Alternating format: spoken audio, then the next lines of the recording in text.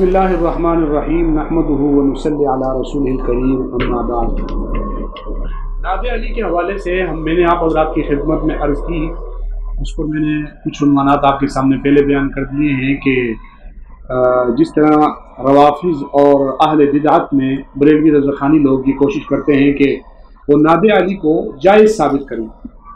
اور اس کے لیے وہ جس طریقے سے ہاتھ پیر مارتے ہیں وہ اپنی جگہ، لیکن پھر اس کے بعد نادر علی کو وہ لکھنے کے بعد اس سے اپنا ایک عقیدہ استعانت لغیر اللہ کا ثبوت کرنے کی کوشش کرتے ہیں۔ وہ اپنے نظریات اور عقائد کو اس طریقے سے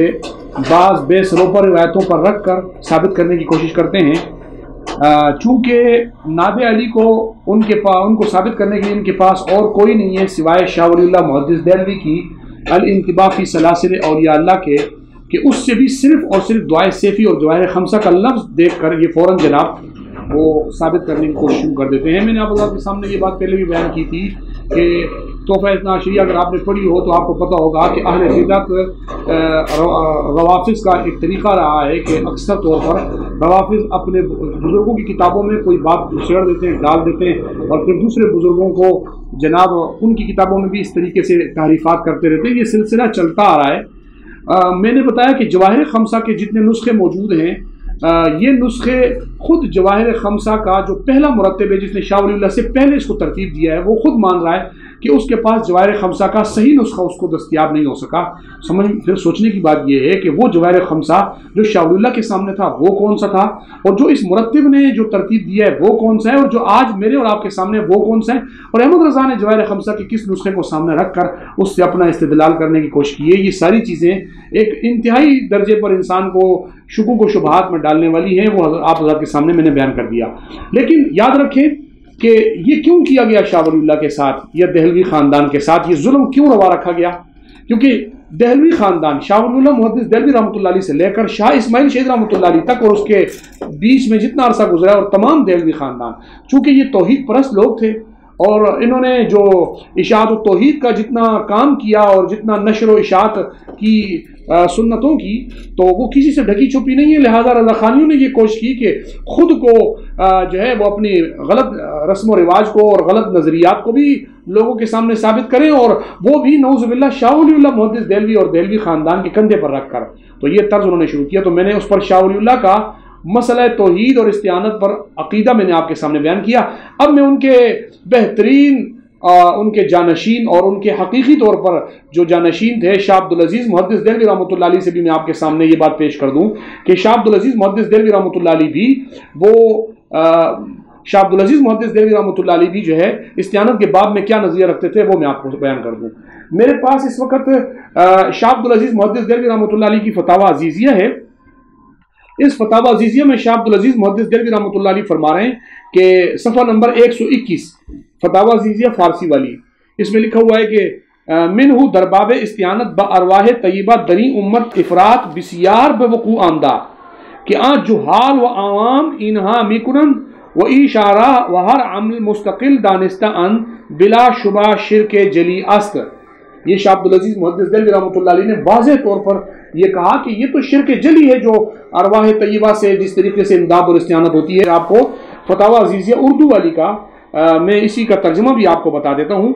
اس میں صفحہ نمبر 181 فتاوی عزیزی صفحہ 181 پر سوال ہے کہ استعانت بالارواح کا کیا حکم ہے؟ حضرت جواب میں فرماتے ہیں کہ استعانت ارواح سے اس امت میں بہت وقوع میں آئی ہے۔ عوام جہال استعانت اس طور پر کرتے ہیں کہ ارواح کو ہر عمل میں قدرت میں مستقل جانتے ہیں اور ارواح کو قادر مطلق سمجھتے ہیں، یہ بلا شبہ شرک جلی ہے۔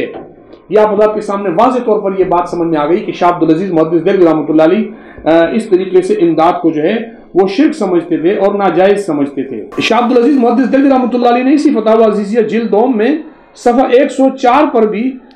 جناب لکھا کہ وہ قسم آنس کے توجہ مقصود بر اینشا باشد و چنا پندارد کہ اینشا در دہانیدن مطلب یا دادن آن مستقل ان و مرتبہ از حق قریب دارن کے تدبیر الہی را تابع مرضی خود توانن ساخت و ہمیں قسم است کے عوام بآن استمداد می طلبن و این قسم شرک محض است مشرکان زمان جاہلیت زیادہ بری در حق اصنام خود اعتقاد داشتن فقط۔ یہاں پر بھی حضرت نے اس کو لکھا ہے۔ اس فارسی والی عبارت کا ترجمہ کیا ہے؟ شاہ عبدالعزیز محدث دہلوی رحمۃ اللہ علیہ کی فتاوی عزیزیہ صفحہ 180 پر یہی سوال بزرگوں کی روح سے استمداد کرنا کیسا ہے، اس کے جواب میں حضرت نے جو لکھا ہے پڑھا۔ دوسرے نمبر پر حضرت جس استمداد کو ناجائز قرار دے رہے ہیں آپ خود اس کو دیکھ لیں۔ وہ فرماتے ہیں کہ دوسری قسم یہ ہے کہ مستقل طور پر اپنے مراد بزرگان دین سے چاہیے اور یہ سمجھے کہ مراد حاصل کرا دینے میں یا خود مراد پوری کرنے میں ان کو بالاستقلال اختیار ہے، اور یہ جانے کہ یہ بزرگان حق تعالیٰ کے قرب کا ایسا مرتبہ رکھتے ہیں کہ اللہ تعالیٰ کی تدبیر اپنی مرضی کے تابع کر سکتے ہیں۔ یہی طریقہ ہے کہ عوام جس طریقے سے امداد کرتے ہیں، یعنی عوام اسی طریقے سے بزرگان دین وغیرہ سے مدد چاہتے ہیں، اور یہ طریقہ خالص شرک ہے۔ یہ دو حوالہ جات آپ کے سامنے میں نے پیش کر دیے جس میں حضرت نے اپنے زمانے کے اندر جو شرک ہو رہا ہے اس شرک کو رد کر رہے ہیں، اور وہ استعانت کے نام پر ہو رہا ہے کہ تصوف اور صوفیاء کی جو اصطلاح ہے استمداد کی، استعانت کی، اس استعانت اور استمداد کو کتنا غلط طریقے سے استعمال کر رہے ہیں۔ شاہ عبدالعزیز محدث دہلوی رحمۃ اللہ علیہ نے واضح طور پر لکھا کہ یہ بعض عوام اس طرح کر رہی ہے، اور اس کو اس طریقے سے کر کے حضرت نے رد فرمایا، جس سے یہ بات پتہ چلتی ہے کہ یہ لوگ جو استمداد اور استعانت کے حوالے سے اتنا صاف ستھرا عقیدہ رکھتے تھے، ان سے یہ کیسے متوقع ہے کہ یہ لوگوں کو نعت علی پڑھ کر اور حضرت علی سے نعوذ باللہ استمداد اور استعانت کے جو ہے وہ طریقہ کار سکھائیں گے؟ یہ ممکن ہی نہیں ہے۔ اسی طریقے سے تفسیر عزیزی میرے پاس موجود ہے، تفسیر فتح العزیز المسمى تفسیر عزیزی کے نام سے جو مشہور ہے فارسی زبان میں، اس کی جلد اول میں جناب صفحہ نمبر 48 کے اوپر حضرت فرماتے ہیں مثل استعانت بارواح و روحانیات فلکیہ یا عنصریہ یا ارواح سائرہ مثل بہوانی و شیخ سدود زین خان و امثال ذالک این نوع استعانت عین شرک است۔ حضرت فرما رہے ہیں کہ یہ استعانت بالکل شرک ہے۔ میں آپ کو اسی تفسیر عزیزی کی اس عبارت کا اردو ترجمہ بھی بتا دیتا ہوں۔ یہ شاہ عبدالعزیز محدث دہلوی رحمۃ اللہ علیہ کی تفسیر عزیزی، اسی کی جلد اول اردو والی صفحہ نمبر 80 کے اوپر حضرت فرماتے ہیں جیسا کہ استعانت 7 ارواح اور روحانیات فلکیہ یا عنصریہ یا ارواح سائرہ کے مثل بہوانی شیخ سدود زین خان اور جو مانند ان کے ہوں اس قسم کی استعانت عین شرک ہے۔ حضرت نے یہاں پر بھی استعانت کی اس قسم کو واضح طور پہ شرک قرار دیا، جس سے یہ بات پتہ چلتی ہے کہ استعانت لغیر اللہ کا جو مروج طریقہ اہل بدعت میں رائج ہے، اہل شرک میں رائج ہے، حضرت نے اس کی سختی سے تردید فرمائی ہے اور اس کو رد کیا ہے۔ اور یہ تفسیر عزیزی جو ہے، اور اسی طریقے سے یہ میرے پاس تفسیر عزیزی کا اردو وہ ترجمہ ہے جو بریلوی مسلک کی طرف سے چھپا ہے، جواہر عزیزی کے نام سے تفسیر عزیزی کا اردو ترجمہ ہے۔ بریلویوں کے صاحبزادہ پیر سید محمد محفوظ الحق چشتی صابری قادری، یہ انہوں نے صفحہ نمبر 106 کے اوپر فارسی والی اسی عبارت کا جو اردو ترجمہ لکھا ہے وہ آپ حضرات خود بھی سن لیں۔ حضرت فرماتے ہیں شاہ عبدالعزیز محدث دہلوی صاحب، جس کا ترجمہ خود بریلوی کر رہے ہیں، کہ یا ایسی چیز سے استعانت ہے کہ اس چیز کے مستقل ہونے کا وہم مشرکین کی عقلوں میں جگہ پکڑے ہوئے ہے، جیسے ارواح روحانیت فلکیہ یا عنصریہ یا سیر کرنے والی ارواح مثل بھوانی شیخ سدود زین خان اور ان کی مثل، اور استعانت کی یہ قسم عین شرک ہے۔ اس میں بھی حضرت نے استعانت کی اس قسم کو واضح طور پر شرک قرار دیا ہے۔ یہ تو تھا شاہ عبدالعزیز محدث دہلوی رحمۃ اللہ علیہ کا واضح نظریہ، جو استعانت کو شرک قرار دے رہے ہیں، جو استعانت اہل بدعت میں اور بعض جہال عوام میں رائج ہے، جس کا ذکر خود شاہ عبدالعزیز محدث دہلوی رحمۃ اللہ علیہ فرما رہے ہیں۔ تو آپ خود اندازہ لگا سکتے ہیں کیا شاہ ولی اللہ محدث دہلوی رحمۃ اللہ علیہ کے صاحبزادہ اور جانشین، حقیقی جانشین، جنہوں نے دہلی کے اندر جن کا مرکز رہا اور جنہوں نے